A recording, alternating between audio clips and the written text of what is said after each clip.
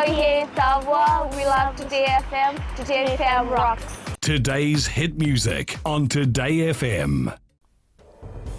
In this bulletin, traders warned against price gouging. Fiji Airways cuts back flights due to COVID-19. And Chamber discusses female leadership. From the studios of FBC Suva, Ateva Lindua. Traders have been warned not to take advantage of the public fear during the COVID-19 outbreak. The Fijian Competition and Consumer Commission is warning businesses not to profiteer by overcharging consumers on goods and services. Chief Executive Joel Abraham says they will not tolerate any attempts at price gouging, especially during any state of emergency. Abraham confirms one trader has already been fined $100,000 and ordered to pay compensation to an aggrieved customer. The Commission adds this should be a warning to unethical businesses that price gouging will not be tolerated. Fiji Airways has cut back flights and adjusted schedules to some of its popular routes due to the lower demand and travel restrictions caused by COVID-19. Flights to Hong Kong have been reduced by 6% through to May and 40% to Samoa. There is a temporary suspension of direct flights to Sydney and Auckland from Suva, and direct flights between Suva and Port Vila are currently cancelled. Passengers from Hong Kong, Narita in Japan and Singapore will have to fill special health declaration forms and undergo temperature scanning. Our national carrier, Fiji Airways, has seen a serious drop in demand on many of its international routes. The regional supply chains across the Asia-Pacific and globally have been eviscerated by the viral outbreak, with vital flows of goods and labor disrupted or ended entirely. The magnitude of gender issues prevalent in our country will be identified through the First Country Gender Assessment. The initiative that will be rolled out by the Ministry of Women soon will help achieve the Sustainable Development Goals by 2030. An agreement was signed between the Ministry and the New Zealand government yesterday. Minister Mereseni Vuniwanga says the initiative will not only help Fiji achieve SDG 5, which is on gender equality, but also highlight the challenges faced by women. And if women are more visible in whatever activities they're partaking in this country, it will allow us as policymakers to make policies and programs that are more targeted to address the challenges that they still face. For the first time, the Fiji Chamber of Commerce held a discussion on the lack of female leadership in the commerce industry. Chamber President Dr. Nurbano Ali says during the discussion, a predominantly male panel was able to share why there's a lack of female leadership and what can be done about it. Dr. Ali says suggestions have been made that a change in policy within organizations with proper supporting structures for women can help address this. We need more male leaders to come out and listen to this so they can see the gaps and then they can help us bring some equality in the leadership ranks. China Railway First Group has been allowed to work longer hours in building the 18-story Fijian Holdings Limited's tower in Suva. This became possible after an environmental impact assessment clinic allowed the company to work overtime. The clinic allows developers and investors to consult with the ministry regarding their operations and the environmental challenges they face. We are glad that we are able to consult and we were able to come together to a point where we all agree, and that is how development has to. That is the development direction nowadays. There are claims the issue of illegal immigration status in the UK has forced many Fijians who served in the British Army to return home. Speaking to FBC News on the condition on anonymity, this Commonwealth veteran spent 13 years in the UK's armed forces with tours in Iraq, Afghanistan and Bosnia, to name a few. He says he was left dejected, disheartened and suffering with post-traumatic stress disorder when he was told that he had to return to Fiji voluntarily or face deportation despite more than a decade of putting his life on the line for the UK's armed forces. I'm not happy. I'm not very happy at all. And I do believe the treatment that we were given was not very good. I do believe we were deserved.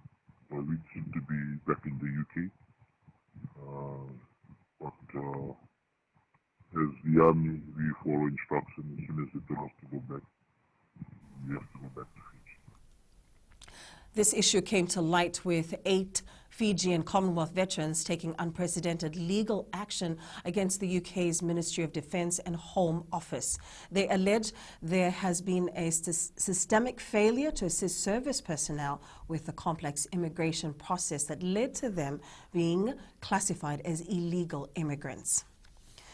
In less than 24 hours, Northern residents will be able to witness a live comedy show, Suruan Renre, performed by Radio Fiji 1 and Bull FM personalities. It will be a night of fun and laughter and good vibes, as promised by Fijian Broadcasting Corporation Manager Radio Programs, Shami Lochan Lal. Lal says the event will provide an opportunity for listeners to see their favorite personalities and interact with them. Our Bull FM personalities, Breakfast Show personalities, Ben, Marika, Radio Fiji 1 personalities, Lipani, and the rest of our team, Josefata. And Lambasa is so excited.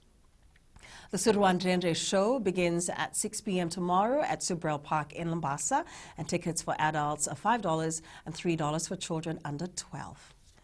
The Annual Thurston Food and Music Festival continues to grow bigger and better every year. Knox Entertainment co-director Inoke Kaloni Singer says the event will enter its 4th year, and it is being organized in partnership with the Fijian Broadcasting Corporation's Gold FM. He says the public can expect a new level of entertainment this year. Instead of getting someone from one of our bigger neighboring countries like New Zealand or Australia, which is what we've done in the past, we've actually got someone from within the Pacific region.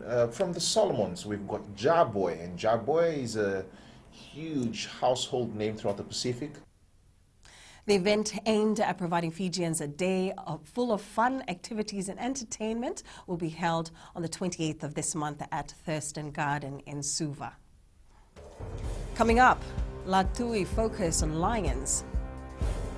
And national commitments comes first for Wainingolo. Stay with us. Bull FM, number 2 and seri. Bull FM, number 2 and seri.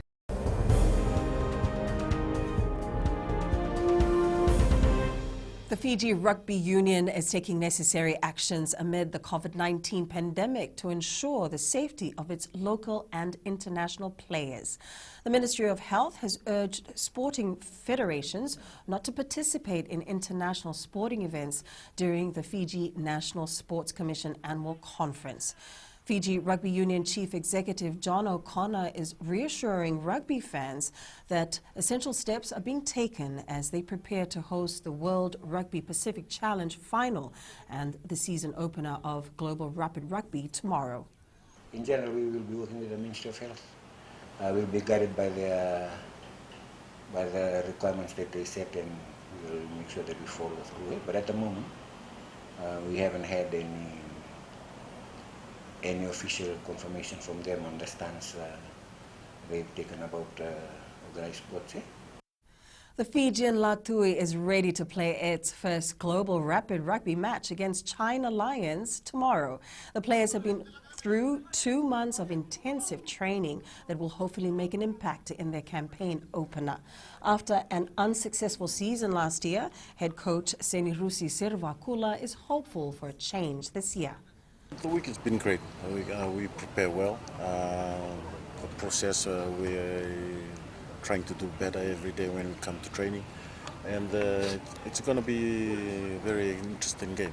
We're playing against a champion from New Zealand, Mighty 10. So that's good for us, for exposure and to lift up the standard of our rugby. National commitments come first for Flying Fijians and Fiji Warriors winger Chuta Wainingolo. The 21-year-old made his Flying Fijians debut against the Barbarians 4 months ago and attracted some overseas interest afterward. But for the moment, it's all about the white jumper. Aquila Dama spoke to Wainingolo. Just 3 years ago, Wainingolo won the Deans for RKS, and today he is the lone Flying Fijian in the Warriors squad, and there's no plan of moving overseas just yet for him. Last year, few offers, but I put that on hold, focusing on this year's Flying Fijian and Warriors and Latui. Wainingolo, who is one of the seniors in the side, is playing a leading role in nurturing the younger players. There's a lot of under-20s players in this Warriors team compared to last year. For their preparing for their Junior World Trophy, Junior World Cup this year. The Nayavura villager from Rakiraki in Ra didn't play against Tonga A on Tuesday, but he is a sure starter against Junior Japan this weekend, and even the Warriors captain is wary of the Japanese. Tonga and Samoa, both physical team, but Japan, yeah, they play smart and quick rugby, so yeah, we're looking forward and doing our work on that part. The Warriors play Junior Japan at 3:30 p.m. tomorrow at the ANZ Stadium in Suva. Aquila Dama, FBC Sports. All 3 grades from Ratukanabulevu School's rugby league team have qualified for the Fiji Secondary School Rugby League Southeastern Zone finals to be played this weekend. The under 15, 17 and 19 teams are ready for the finals at the St. Marcelin grounds tomorrow. Vice President Walesi Songwewasa believes RKS will put up a strong performance. As for RKS, traditionally, the winning culture there is always there. Once they come up to the knockout stage, it will be very hard. And I know they will prepare well for this final, and they should be able to give us a good card for their money this Saturday.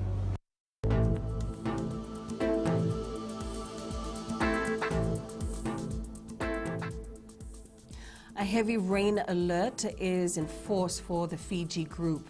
Expect showers later in the day and increasing rain overnight with a chance of heavy falls and possible thunderstorms. More rain is expected for tomorrow.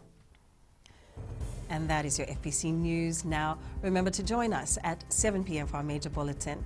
For these stories and others, you can also tune in daily to our sister radio station, Gold FM. Have a good weekend. Good afternoon. Bula FM, number 2 NSR. Bula FM, number 2 NSR.